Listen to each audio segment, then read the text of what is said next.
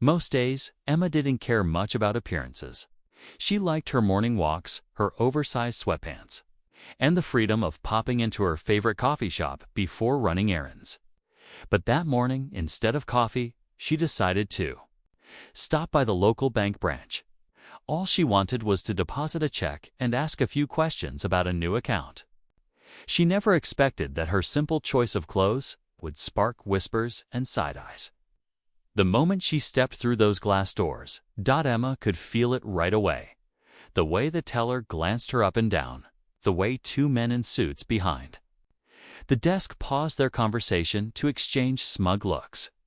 She kept her head high, clutching her purse a little tighter as she approached the counter. She explained what she needed, her voice polite and steady. But before she could finish, the teller forced a tight smile and asked her to wait in the lounge area. Minutes turned into 20, then 30. Emma watched as other customers came and went, all dressed in crisp office clothes, all treated like they belonged there. Meanwhile, she sat alone on that stiff leather chair, ignored like an unwanted guest. When she finally stood up to ask what was taking so long, a security guard approached her with a practiced, cold tone. He told her the bank was too busy today. He said she should come back when she was more prepared. And just like that, he guided her to the door, out into the sun, out onto the sidewalk, like she was causing trouble for simply existing. Emma stood frozen on the steps, humiliated, her cheeks burning red. She wanted to shout that she wasn't some nobody. She wanted to tell them who her husband really was, but instead she pulled out her phone and dialed his number. He answered on the second ring. She took a breath, eyes locked on the bank's logo above the doors. "You won't believe what just happened," she said. And when her husband's calm voice replied, Emma knew the people inside that bank were about to discover exactly who they'd just kicked out. Emma could still feel the guard's hand brushing her arm, guiding her out like she didn't belong. She hated how small she'd felt for a moment, standing there in her favorite gray sweatpants that now seemed like some kind of mark of shame. She glanced back through the glass doors. The teller had already turned away, laughing at something a coworker said, as if Emma had never even been there. Her husband, Daniel, stayed quiet for a few seconds on the other end of the line. She could hear the faint hum of his office, a place so far from this sidewalk, filled with polished wood, warm lights, and people who respected him the moment he walked in. Emma swallowed her pride and told him everything. How the teller's voice had dripped with fake politeness. How the security guard barely met her eyes. How she'd been made to feel like she didn't deserve to sit in that air-conditioned lobby just because she wasn't wearing a suit. Daniel listened, his voice calm but edged with something colder underneath. Emma could picture him leaning back in his leather chair, his mind already turning over what to do next. Few people knew Daniel was the quiet force behind the bank's success. He'd built it from the ground up with his father's help years ago. Now he owned more than just this branch, but he never liked throwing his name around. He never needed to. Emma looked down at her phone, realizing that not once in the past did she ever think she'd need his name to be treated like a human being. She'd always been proud of how normal her life still felt, despite the fancy dinners, the parties she'd rather skip, the polite smiles from people who only cared about her husband's title. But today, normal wasn't enough. As she stood there on the sidewalk, Emma felt something new growing in her. A quiet promise that this little bank branch would soon remember exactly who she was. Emma didn't leave the front of the bank right away. She found herself pacing the sidewalk, phone still clutched in her hand. People in sharp clothes drifted past her, barely giving her a glance. Some of them she recognized parents from her kids' school, a woman she'd seen at yoga class.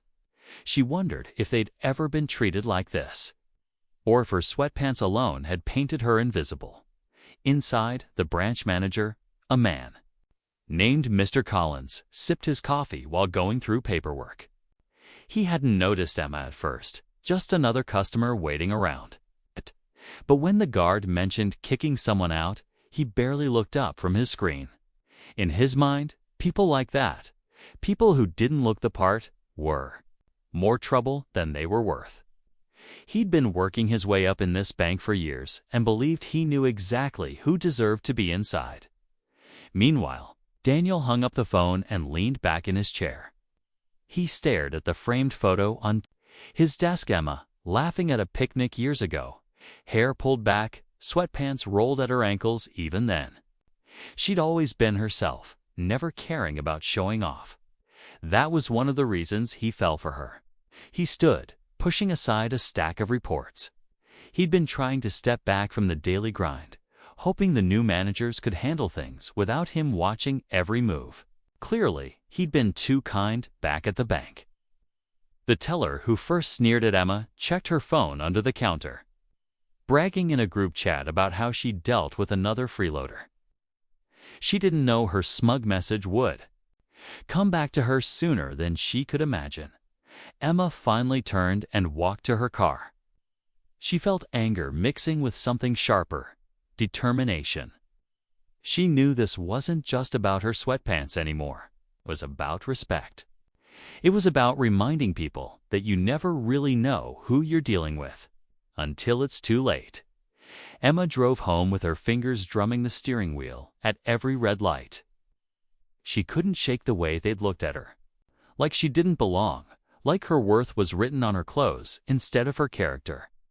By the time she pulled into the driveway, she'd replayed the scene at least a dozen times, each memory pushing her resolve a little deeper. She parked but didn't go inside right away. She sat there in the quiet, staring at the family photo. Stuck to her dashboard, her Daniel and their son, Ethan, grinning in front of the bank's grand opening years ago. Back then, she'd stood beside Daniel as his equal, his partner.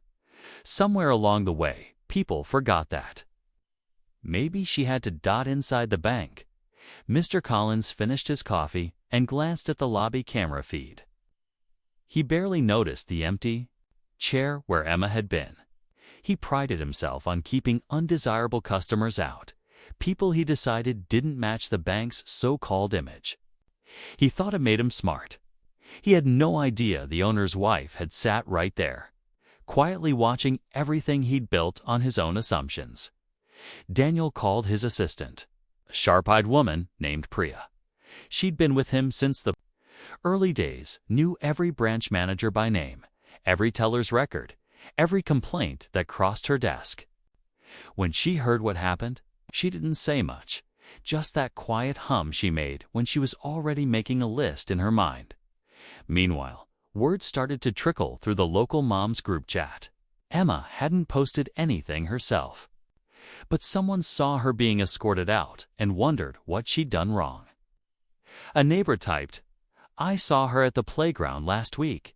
She's so normal." Another mom replied, "Her husband owns that bank, right?" Nobody knew the whole story yet, but whispers like that have a way of growing. Emma stepped into the house and set her keys down. She could hear Ethan in the living room, giggling at his cartoons, unaware that his mother had been humiliated just an hour ago. She felt a protective heat rise in her chest, a promise that her son would never learn the lesson the bank had tried to teach her today. Not if she had anything to do with it. Emma didn't sleep much that night. She lay awake, staring at the ceiling while Daniel sat beside her, flipping through emails on his phone. Every so often, she'd ask, "What will you do?"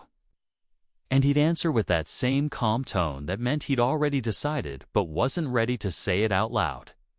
She trusted him, but a part of her wanted to stand at that bank door herself, sweatpants and all, and make them look her in the eye, this time by morning.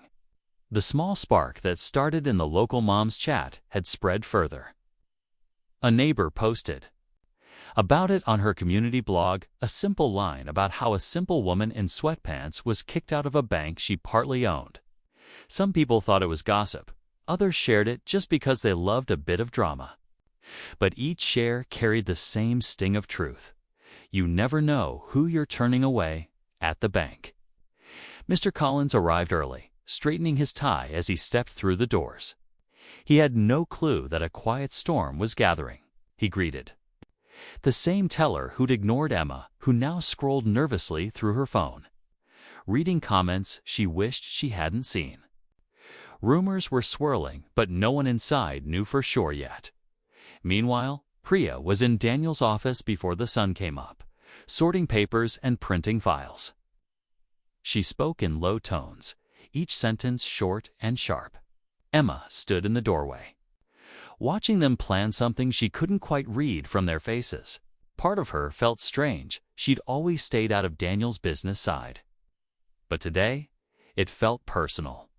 When she dropped Ethan at school, other parents offered her tight smiles, half whispers, and awkward nods. She pretended not to notice, but caught every word. "Did you hear?" She didn't even fight back. Emma clenched her keys so tight they left little marks in her palm. Back at the bank, the clock ticked closer to noon. Mr. Collins laughed with another manager about quarterly goals, completely unaware that Daniel's BL